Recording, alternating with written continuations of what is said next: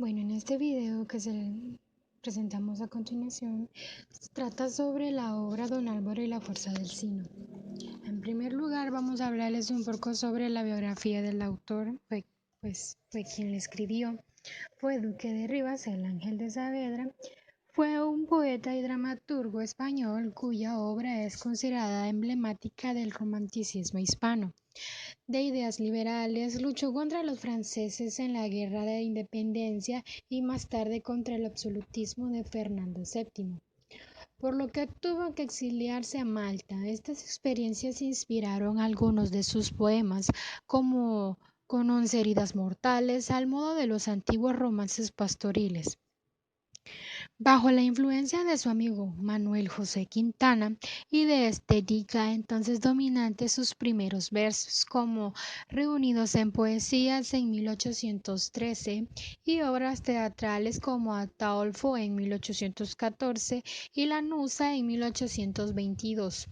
Se encuadraban dentro del orden neoclásico. Sin embargo, durante su exilio maltés conoció a la obra de William Shakespeare, Walter Scott y Lord Byron, y se adscribió a la corriente romántica con los poemas El Desterrado y El Sueño del Proscrito en 1824 y El Faro de Malta en 1828. Él vivió en Francia de 1830 a 1834, un año en el que pudo regresar a España y heredar el título nobiliario y una gran fortuna. Tras los sucesos de la granja, renunció a su cartera de gobernación y exilió en Lisboa. De esta época son sus obras más representativas, como pueden ser El Moro Expósito, Córdoba y Burgos en el siglo XI, 1834, Leyenda en 12 romances, es sobre el tema de los infantes de Lara y el bastardo Modarra. Otra obra que también hizo él fue Don Álvaro la fuerza del sino, que inauguró el teatro romántico español y con ello el teatro moderno en España. En esta obra aparecen todos los elementos típicos del romanticismo como la melancolía o el pesimismo y se desarrolla en un tema característico, que el hombre arrastrado a la desgracia por un destino contra el que su voluntad nada puede hacer. El porqué del título.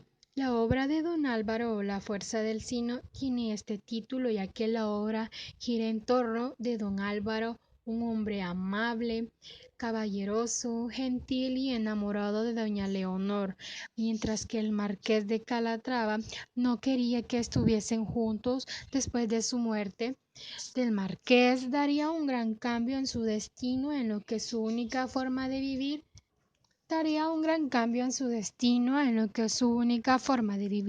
será matar a los que se quieren vengar del marqués y el reencuentro con doña Leonor, sintiéndose culpable por todo lo que hizo y todavía enamorado por ella. Don Álvaro se tira por un acantilado quitándose la vida.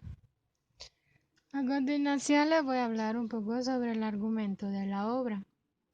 Don Álvaro, joven de origen desconocido, valiente y rico, llega a Sevilla y se enamora de Leonor, hija del soberbio marqués de Calatrava, quien se opone al matrimonio, por lo cual Don Álvaro convence a su amada para huir y casarse con él. La misma noche en que se disponen a poner en marcha sus planes, los enamorados son sorprendidos por el marqués. Don Álvaro tira su pistola en señal de sumisión y acatamiento, pero el arma se dispara accidentalmente. El marqués cae herido y muere maldiciendo a su hija. Los jóvenes huyen, pero en camino los criados de ambos bandos se traban en combate. Don Álvaro es herido gravemente y pierde el sentido, pero un sirviente suyo lo salva y llega a un lugar seguro. El joven creyó muerta a Leonor. Desesperado y buscando la muerte, se enlista con nombre falso en las filas que combaten Italia. Aquí, en un pleito entre los tabúres, salva a don Carlos, hermano de Leonor, quien también pelea con su nombre supuesto. Poco después, este salva la vida a don Álvaro, que ha sido herido en el campo de batalla. Cuando más tarde ambos se identifican y reconocen, se desafían a duelo y don Álvaro mata a don Carlos. Leonor, mientras tanto, luego de aquella terrible noche, permanece oculta durante un año en casa de una tía. Más tarde, huye vestida de hombre y hace vida de su ermitaña penitente en un desierto, al amparo de un convento de frailes. Han pasado ya 4 años, don Álvaro huyendo de Italia y en acto de contrición por tantas muertes involuntarias que ha causado, retorna a España y renuncia al mundo con el deseo de acabar sus días. Consagrado a la vida monástica en el convento de frailes donde se asila Leonor, sin que ninguno sepa de la existencia ni la identidad del otro, hasta el monasterio los persigue el segundo hijo del marqués, don Alfonso, quien además ha descubierto que don Álvaro es hijo de un virrey y de una princesa india sublados contra España. Para restablecer el antiguo imperio de los incas, don Alfonso desafía al enamorado de su hermana y el duelo se efectúa lejos del convento, entre las peñas abruptas cerca del sitio donde se oculta Leonor, solitaria y penitente. Don Álvaro hiere de muerte a su enemigo y este moribundo pide un confesor. Leonor reconoce la voz de su hermano y acude en auxilio. Don Alfonso, creyendo que ella y su enamorado viven como amantes en aquel lugar, antes de expirar mata a su hermana de una puñalada. Don Álvaro, desesperado por su impotencia ante la fuerza del destino, se arroja a un precipicio. Otro aspecto del que les voy a hablar son los personajes. Don Álvaro es un joven rico de cuya procedencia se conoce tan solo que proviene de las Indias. Durante la obra cambia su personalidad, pasa de ser un triunfador enamorado capaz de saltarse toda ley por su amada a ser un infeliz que busca la muerte para librarse de los fantasmas del pasado y por último un hombre de fe que intente mediante la meditación librarse de su pasado. Doña Leonor es un claro ejemplo de la mujer noble de la tierra, de la época tierna, bella, sensible y siempre a la orden de sus padres, enamorada de don Álvaro, pero indecisa a la hora de dejarlo todo por amor. Este encuentra en la religión su punto de apoyo para librar la batalla de perder a su amor. El marqués de Calatrava es el padre de Leonor y refleja la nobleza española de la época, la cual a pesar de no mantener su riqueza sigue manteniendo su título como única garantía de apariencia social. Carlos de Vargas es el hijo mayor del marqués. Representa el papel del hombre del arma de las épocas, cuya base son las victorias de guerra y mantener limpio el honor. Alfonso de Vargas, segundo hijo del marqués, representa al otro prototipo de hombre de la época, cuyo oficio era aprender. Pues empezaré hablando sobre el tipo de narrador que se ve en la obra. Pues no se encuentra un narrador que guíe la historia, sin embargo está un narrador que cuenta dónde sucede la acción, qué sienten los personajes o cómo hablan. Este narrador se encuentra en las acotaciones escénicas. ¿Y qué son las acotaciones escénicas?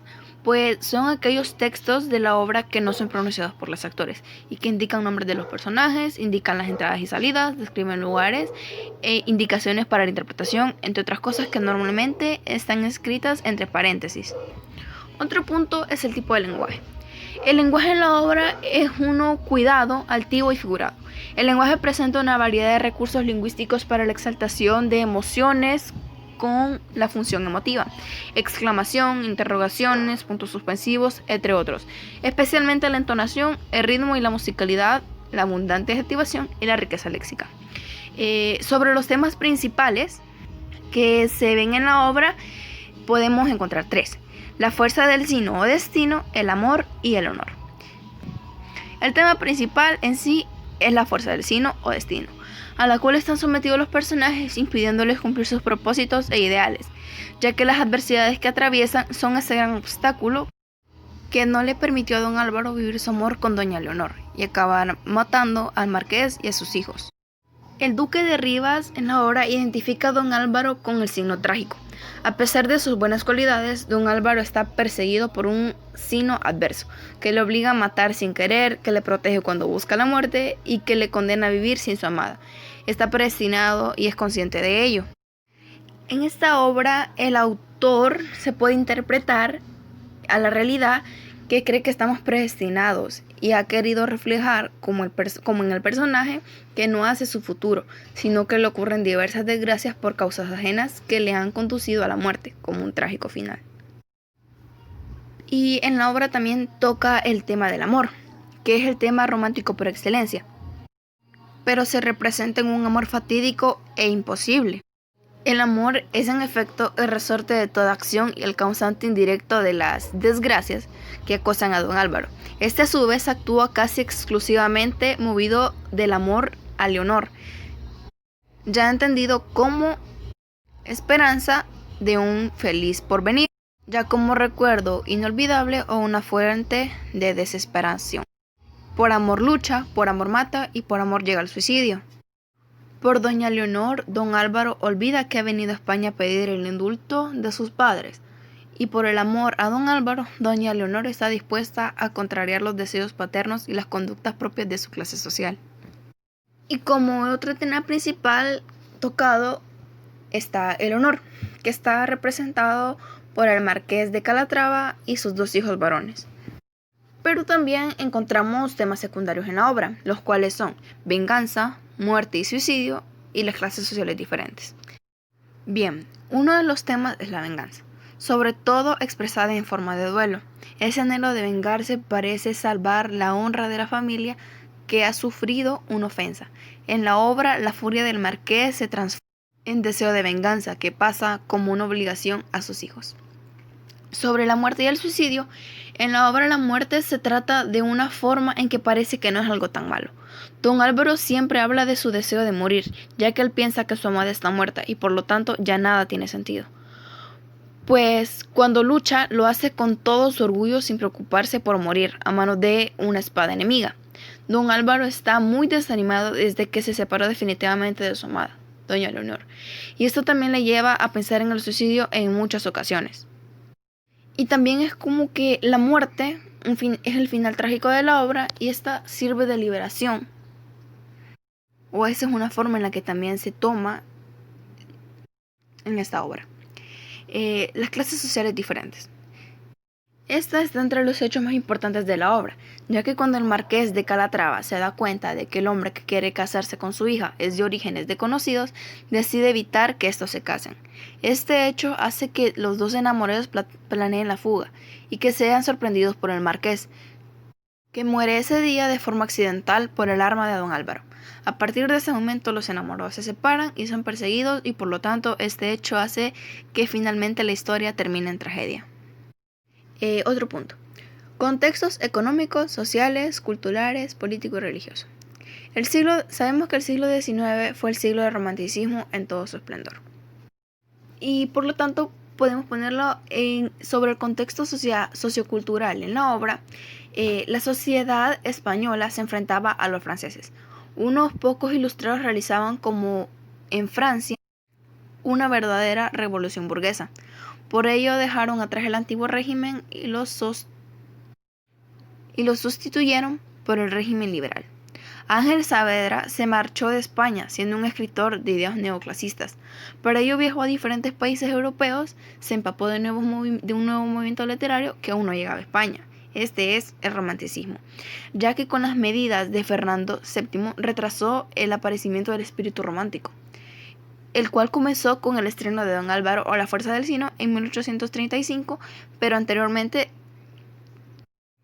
Ángel Saavedra lo extendió cuando volvió a España en 1833.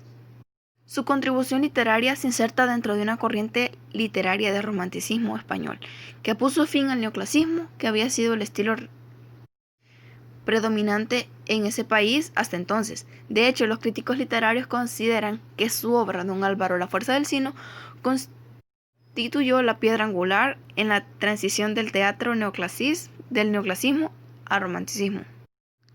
En contexto político de la obra. Bien, al final del siglo XVIII, el duque de Rivas vivió la declaración de la independencia de Estados Unidos y Francia, lo que le llevó al principio del liberalismo. Desde entonces comenzó la crisis del antiguo régimen con el reinado de Carlos IV. quien en un año después de haber sido nombrado rey de España estalló la Revolución Francesa, que hizo que España entrara en un estado de pánico, había miedo de la penetración de las ideas liberales y estallase una revolución en España. Así que cerraron fronteras de España y se prohibió salir a estudiar al extranjero, leer libros franceses, entre otras cosas. Con la subida de Napoleón al trono francés se consiguió una alianza entre ambos países, ya que España tuvo que ayudar a Francia a luchar contra Gran Bretaña, ya que Francia invadió el territorio español, lo que le llevó a la Guerra de la Independencia, en la cual Duque de Rivas participó. España derrotó a Francia, Fernando VII volvió a poder a España como monarca absoluto. Además, también está el punto religioso. El contexto religioso con el que podemos relacionar la obra en el siglo XIX. Durante todo el antiguo régimen, la situación presentaba dos características fundamentales en la Europa occidental. Por una parte, una fuerte impregnación de la religión en el primer sentido. Estamos ante una sociedad que considera a sí misma como cristiana. Aunque convenga matizar esta afirmación, la sociedad es cristiana globalmente, pero no de manera homogénea. A raíz del movimiento de las luces y de la Revolución Francesa, cambian las perspectivas. Primero, la religión como cuerpo de creencias, como ideología, está sometida a una crítica por parte de la filosofía y de la ciencia. El racionalismo pretende ser la respuesta más apropiada a las interrogantes del hombre. El materialismo se impone como el método científico por antonomasia. Si entendemos el materialismo como tal, lo definía Auguste Comte: la explicación de lo superior por lo inferior. La libertad de conciencia no vale en astronomía, decía el mismo Comte. La filosofía y sobre todo la ciencia procuran no solo emanciparse de la tutela de la religión, sino sustituir a la religión.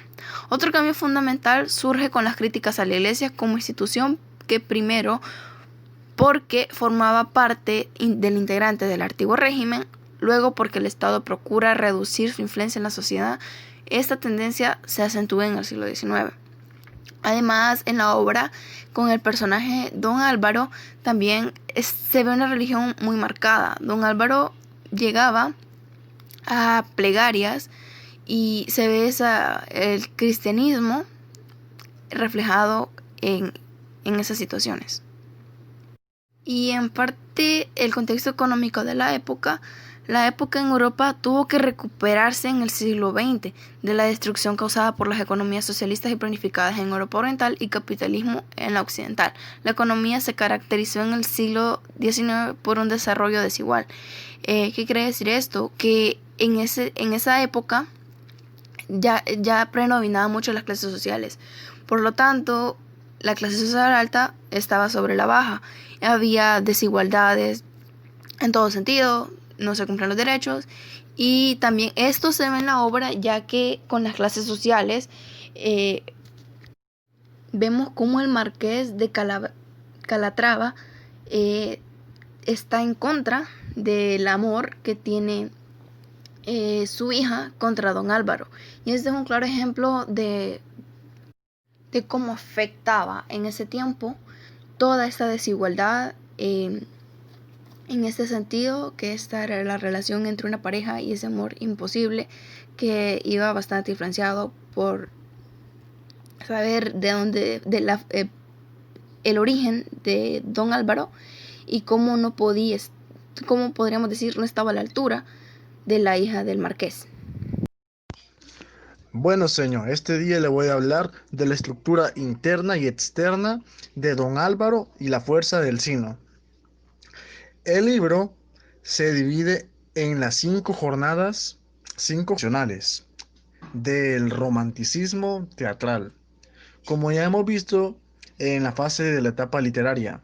Estas 5 jornadas se dividen en escenas de la siguiente manera: jornada 1, 8 escenas; jornada 2, 8 escenas; tercera jornada, 9 escenas; cuarta jornada, 8 escenas; quinta jornada, 11 escenas. La última jornada es la más aparatosa, ya que el autor utiliza tantas escenas para mostrarnos los diferentes lugares en los que se desarrolla la jornada que acabará en tragedia.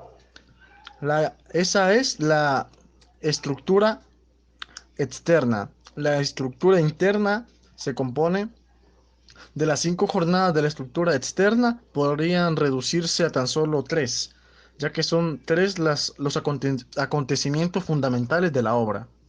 Primera parte, la muerte del marqués. Segunda parte, la muerte de don Carlos. Tercera parte, la muerte de don Alfonso, doña Leonor y don Álvaro. Por ello pienso que la obra se divide en muertes de los personajes. Y como consecuencia, la segunda y tercera jornada creo que tan solo son acontecimientos que el autor ha tenido que desarrollar para conseguir el trágico final. La jornada más importante es la primera, ya que es en ella que aparecen todos los elementos de la tragedia final. Descripción de los ambientes. La acción transcurre en varios escenarios, todos ellos reales. Sevilla y sus alrededores. Horrachuelos, que es Córdoba, y alrededores, dentro de él, el convento de Los Ángeles. Velletri, Italia, y sus alrededores. La obra parece ambientada en el siglo XVIII, tras la Guerra de Sucesión en Sevilla. Este drama está dividido en 5 jornadas, como ya había mencionado anteriormente, y en 44 escenas, las cuales se van desarrollando durante 5 años. Se ha dividido la historia en 3 partes: planteamiento, nudo, conclusión. Bueno, eso se lo explicará mi otra compañera. Para explicar la parte de acción y espacio. La primera parte se desarrolla en Sevilla y nos conduce en historia de amor prohibido de don Álvaro y doña Leonor y el fatal suceso que pone fin a sus propósitos y a su amor. La segunda parte transcurre después de un año y nos muestra la vida de los dos enamorados de aquella trágica noche, la dedicación de doña Leonor a la contemplación y la vida militar de don Álvaro. Esta parte transcurre principalmente en Italia, durante 1741-1748, cuando se dio la Guerra de Sucesión en Italia. La tercera parte transcurre en el convento de Los Ángeles, en Córdoba. Es la última parte y nos narra la nueva vida de don Álvaro y el trágico final de este, quien se suicida tras descubrir que su amada no ha muerto, pero es asesinada por su hermano delante de él. Se rompen las unidades aristotélicas de acción, tiempo y lugar. En cuanto a la acción, se narra más de 2 historias, como ahora la de don Álvaro lamentándose por la supuesta muerte de su amada, y la de doña Leonor, que se refugia en un convento para protegerse de sus penas. Como podemos ver en historia, transcurre en más de 24 horas. En este caso, es un buen periodo de vida de los protagonistas hasta su muerte. La obra comienza en el año, pues no tiene, pero se data que durante la guerra que hubo en la sucesión en Sevilla. Y finalmente la acción transcurre en diferentes lugares y distintos apartados, de forma que utiliza un gran número de escenografías y decorados. Sabemos que se sitúa en Sevilla y pueblos cercanos, pero predominan sitios como iglesias o el mesón. También se desarrolla el drama en Italia, donde don Álvaro protagoniza las escenas con sus hazañas. El género y subgénero de la obra. El género teatral, tragedia. Subgénero, romántico. Y movimiento literario, el romanticismo. Veamos a continuación más características sobresalientes de este movimiento. Culto al yo, el alma insatisfecha del amor del autor es siempre protagonista. Se rechaza el pudor neoclásico y la obra literaria se convierte en el vehículo de comunicación de sus ansias amorosas, su protesta contra la sociedad, entre otros. El sentimentalismo, el sentimiento que impone a la razón, lo intuitivo y lo fantástico son los valores fundamentales, mezclado del verso y la prosa. La ubicación de las características de la literatura precolombina. Este pertenece al romanticismo, aproximadamente a finales del siglo XVIII, cuyas características principales son la muerte, un amor irrealizable Parecen monasterios, valores medievales como venganza, honor, mujer débil, personaje desadaptado, escenas principales en la noche, con lluvia o sentimiento a la razón, trascendencia a la actualidad. A lo largo de la historia hemos podido presenciar que cada cultura siempre se encuentra dividida según la posición social de las personas. Y esta división ha existido desde las primeras culturas hasta los nuestros días. Lamentablemente ya lo hemos visto algo como normal y demostramos cierta indiferencia con el tema. No hacemos nada para eliminar la discriminación. Las personas que discriminan no solo lo hacen por la clase social a la que pertenece una persona, sino que pueden hacerlo por distintos motivos, ya sea color de piel, su naturaleza étnica, su sexo, su preferencia sexual, ya que vemos mucha discriminación por los homosexuales, las lesbianas y todo ello por la homosexualidad, por su edad, su cultura y por su religión, ya que algunas personas discriminan a otras religiones, dando a constar de que todavía no hemos madurado mentalmente para aceptar a demás personas sin ver nuestros propios errores.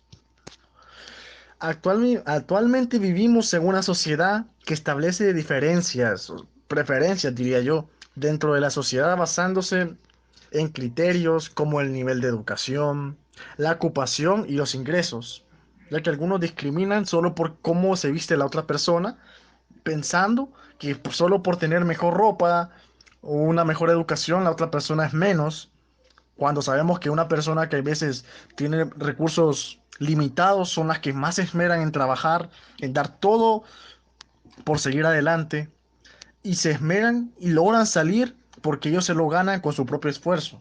Y hay personas que no valoran eso, sino que piensan que no les cuesta nada a las demás personas y como tienen todo, pues no le toman en serio al estudio, no se toman en serio su trabajo, ven de menos a los demás y se creen pues una divinidad, pienso yo. Conozco muchas personas que piensan que solo por ir a un colegio caro, tener ropa fina, vende menos a las demás personas por tener un celular del año. ¿Creen que todo eso implica hacer mejor que las demás personas? Pues no, ¿verdad? Pues por eso debemos terminar con la discriminación y eliminar todo tipo de discriminación, ya sea por la raza, por la ideología, religión, creencia o clase social, que es lo que recalco, y la economía de una persona, ya que a veces hay personas que con poco hacen más que las otras personas que tienen demasiado y no hacen nada para ayudar a otros o para ayudarse a sí mismos, entre otras cosas.